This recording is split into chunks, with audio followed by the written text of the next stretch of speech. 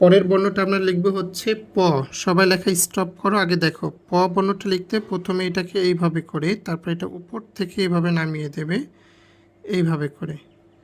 আমি আবার দেখাচ্ছি, প্রবাহটা দেখো এইভাবে, স্টেপগুলো দেখো তাহলে সহজে পারবে। এখন এখান থেকে এটাকে একটু উপরে উঠিয়ে এইভাবে করে, সবাই আবার খেয়াল করো, এই যে উপরে, তারপর উপর থেকে এই দাগটা ওই যে গয়ের মতন স্ট্রেট দেবে। আমি আবারও দেখাচ্ছি, তবে এই অংশটা সুন্দর হতে হবে, এই অংশটা সুন্দর হতে হবে। এখন উপর থেকে এইভাবে করে নামাই দেবে। আবার খেয়াল করো সবাই, কয়েকটা জিনিস বারবার দেখলে তোমরা হচ্ছে পারবে ভালো। উপর থেকে ঠিক এইভাবে নামিয়ে দেবে প। তো এখানে প চাইলে এইভাবে করে লেখা যায় একবারে, খেয়াল করো যে একবারে নিচ থেকে উপরে। তো অনেক সময় তোমাদের নিচ থেকে উপরে যাওয়ার সময় সমস্যা হয়, এটা আরও একভাবে লেখা যায়, তো এটার দরকার নেই।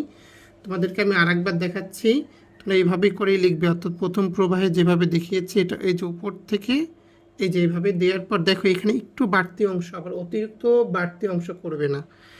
এখন উপর থেকে এইভাবে করে সুন্দর করে নামিয়ে দেবে, তারপর এটা এইভাবে। ওকে, লেখো তো সবাই।